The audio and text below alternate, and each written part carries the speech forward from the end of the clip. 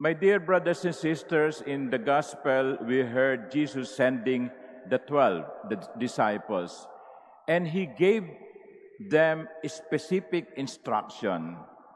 Do not go into pagan territory or enter a Samaritan town. Huwag kayong pupunta sa mga lugar na mga hintil at sa bayan ng Samaria. Hindi po ibinigay ni San Mateo, yung sumulat ng Ebanghelyo, ang dahilan. Kaya siguro pwede nating sabihin o itanong, bakit? Bakit pinagbawalan ni Jesus ang kanyang mga alagad na pumunta sa mga lugar na ito? Bakit niya sinabihan ang kanyang mga alagad, mag-focus kayo sa nawawalang tupa ng Israel? Why? Did he not care about other people? Did he not care about the Gentiles? Hindi ba't sila dapat ding makarinig ng pahayag na ang kaharian ng Diyos ay malapit na? But let us remember, my dear brothers and sisters, that though it is part of the Gospel of Matthew when Jesus restricted the 12 disciples to certain area of Israel, when you read the final chapter of the same Gospel of Matthew, the same Jesus would tell his disciples, go to all the world and preach the good news. Go to all the world. So, si Jesus, na sinabihan ng kanyang mga alagad na dito lang kayo, huwag kayong lalabas, siya rin ang nagsabi sa kanyang mga alagad sa katapusan ng Ebanghelyo, humayo kayo sa lahat ng bahagi ng mundo at ipahayag ninyo ang mabuting balita. There was a development. At first, the proclamation is limited to Israel. But later on, the kingdom of God will be proclaimed to all the nations.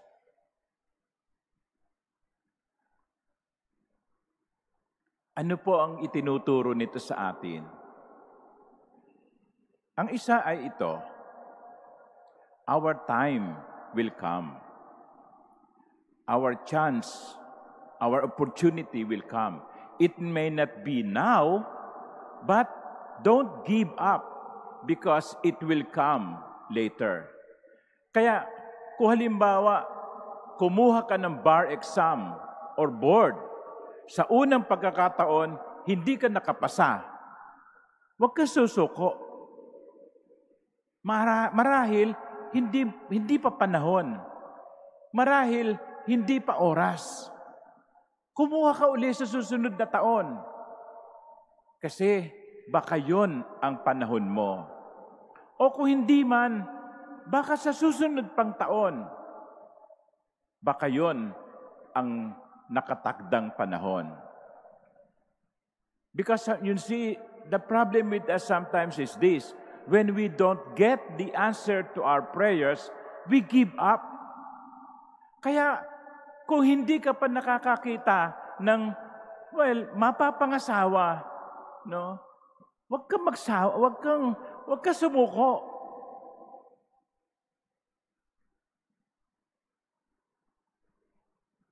Baka hindi pa oras. Ngayon, kung lagi ka namang nagdarasal, Lord, give me a lover, and then hindi ka binibigyan ng Panginoon, baka hindi yun ang para sa iyo. Baka tinatawag ka ng Panginoon sa ibang uri ng pamumuhay. Baka ang gusto ng Panginoon, mamuhay kang single blessed. But the point I would like to make is this. Just like in the experience of the gospel, may tamang panahon. Hindi pa panahon ngayon, pero darating din ang tamang panahon mo.